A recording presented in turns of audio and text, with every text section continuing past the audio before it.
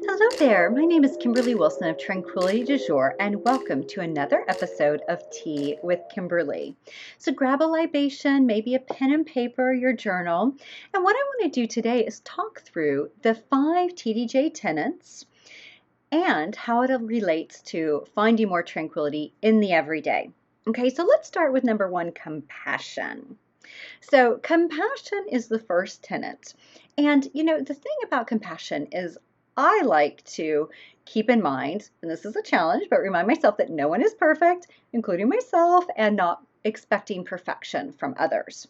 And so to keep in mind too, what really matters is the intention and effort that's put forth. Also, when we think compassion, and everyday tranquility, how about acknowledging all the effort that you put forth, the small things, the big things, and recognizing this, some sort of a little treat, something that just allows you to acknowledge versus like checking off the to-do and just moving on, right? The other piece too is how can we make a difference, right? Can we volunteer? Can we donate? Can we be an awareness raiser? How can we stand for social and racial justice? How can we stand for the voiceless, the animals? How can we eat more plants, right? When we think compassion, thinking about eating more plants, less animal products. Also, practicing self-compassion. So compassion really begins within. It starts with you. And so one thing to keep in mind is a lot of times the things we're saying to ourselves are not things we would say to a dear friend, or we would not have that dear friend anymore.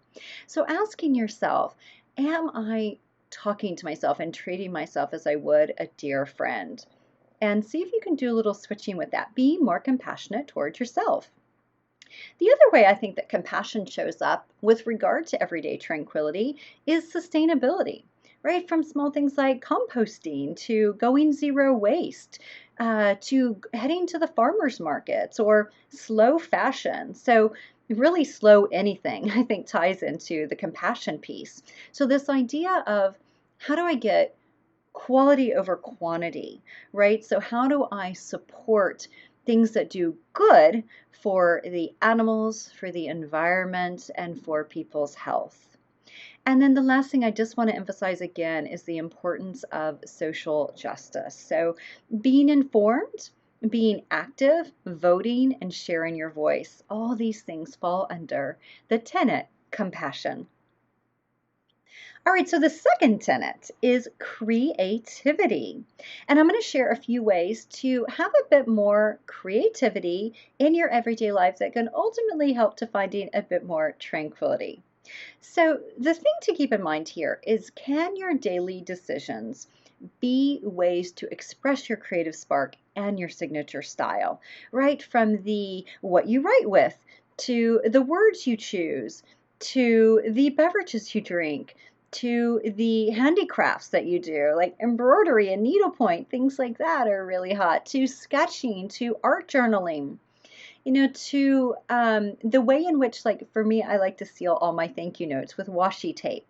And if you're like, what is washi tape? Well, washi tape, let me just show you, because I happen to have a bit of them. So washi tape is just a way to seal things, but it just adds a little bit of flair, and it's like tape, it's quite sealing. Um, and then another thing from a creativity perspective is, your signature style, right? The way in which you show up in the world, and also the way in which you like to uh, spend even your free time, right? From a creative angle. Is it things that allow you to kind of grow as a person, right? Whether or not it's the media you consume, from the podcast to the news to the music, all things along these lines can be a form of creativity and can also help fuel your own creativity. All right, so tenet number 3, mindfulness. Okay, this one is so important. I mean, all of these are important, right? But when I think about mindfulness, it's this idea of really being as present as possible.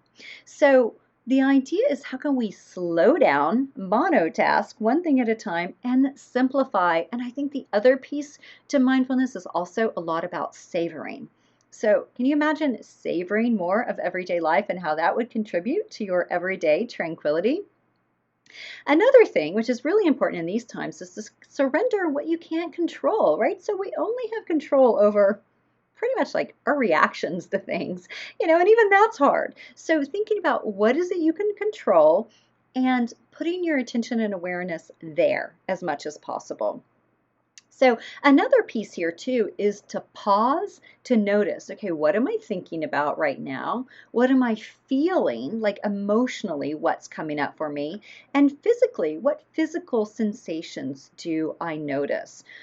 My chest feels tight, or my hands are tingly or clammy, like I'm nervous about something, or I just noticed that everything feels tight, like I need to do yoga and really open up. So, paying more attention to thoughts, emotions, and physical sensations.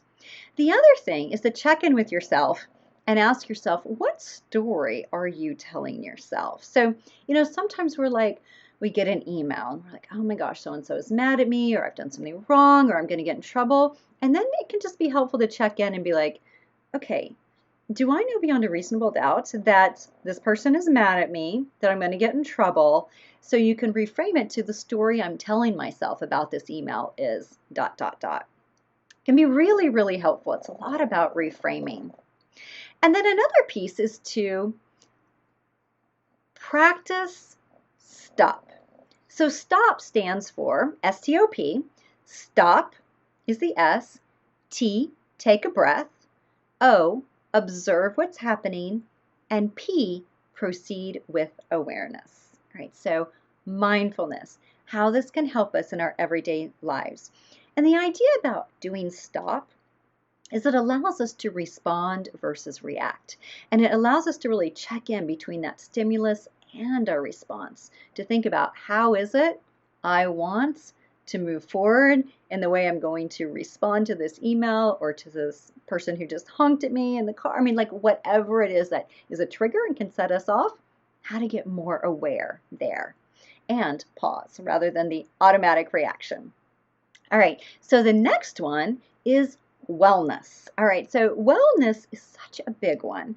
And the importance of wellness, I mean, it affects our overall tranquility for sure. And so this is things like gratitude, sleep, eating well, journal writing, reaching out to others, staying connected, exercising, moving the body.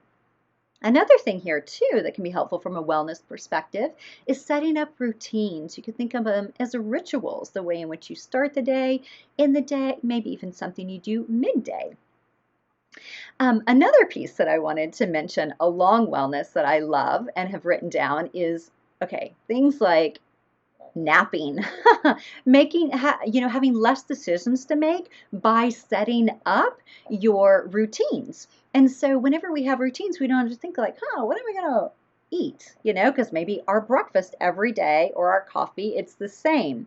And so what can you set up, even if it's your uniform, the thing that you wear every day? Like I am always in this 2-in-1 fitted top and capri leggings. It makes it easy peasy to get dressed. Then I just add layers or additional pieces to enhance it or make it more appropriate to whatever environment I will be in. So wellness, very important for our overall, clearly, well-being. But I think it's also really useful to keep in mind of, when wondering like, should I do this or that? It's like, what most contributes to my overall kind of wellness or well-being? All right, so number 5, style. So style, think about kind of your aesthetic and how you surround yourself. So surrounding yourself with beautiful, not expensive, beautiful things though that mean a lot to you. Things like flowers, artwork, plants. Like I'm all about the plants and the plant babies. Twinkle lights, trinkets from travel. Really kind of like soft throws, things that just feel really good to you. And as you think about kind of overall signature style, like the way in which you show up in the world, I mean, this is even, with regard to the way in which we like sign off an email. Little things like this are also our little signature style, kind of like our secret sauce. So Carolyn Mayer wrote this book called The Psychology of Fashion, and she says mood and clothing are interconnected. So for your own signature style, thinking like, do you have a signature piece. Maybe it's red lips. Maybe it's a certain scent, a certain smell or perfume that you always use. Maybe it's big, oversized sunglasses. Maybe it's a scarf that you always have on you and you always wear. Or a leopard print coat. Like what is it that's your like signature piece? Also think about, how do we find a muse? So from a signature style in every day, it can be helpful to think about, all right, who am I trying to kind of embody or reflect here? So, maybe it's Audrey Hepburn, maybe it's Jackie O, maybe it's Beyonce, maybe it's Rachel Zoe, or a blend of all the above. Also thinking about like for your personality, for your body type, for your lifestyle, how can you create a signature style that just feels very much not like what somebody you see on Instagram, but very much you.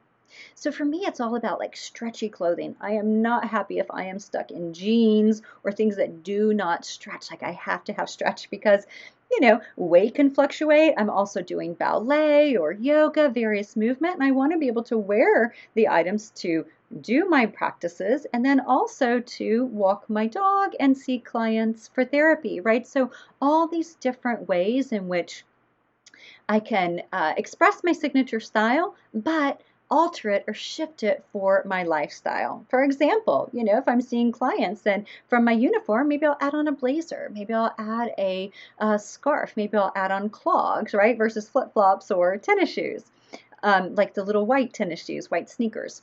So, think about for yourself, what and how can you incorporate, what ways and how can you incorporate more compassion, more creativity, more mindfulness, more style, and more wellness into your everyday.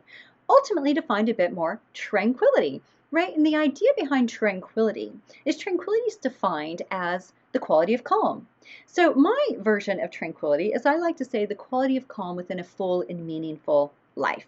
So it's not about tranquility as in like, oh, I go to the spa or I'm on vacation and then I'm tranquil. No, it's like, how do we have tranquility despite all our to-dos, barking dogs, screaming kids, nosy neighbors? I mean, whatever it is, it's like, how can we find tranquility in the everyday through just little nuggets, little gems, little pieces to savor throughout. Think of it as like a little nibble of dark chocolate is your version or your way to find more tranquility in the everyday without it having to be like a massive lifestyle overhaul. It's really just about getting more comfortable in your skin, showing up, and being authentically you. So wishing you much tranquility in your everyday.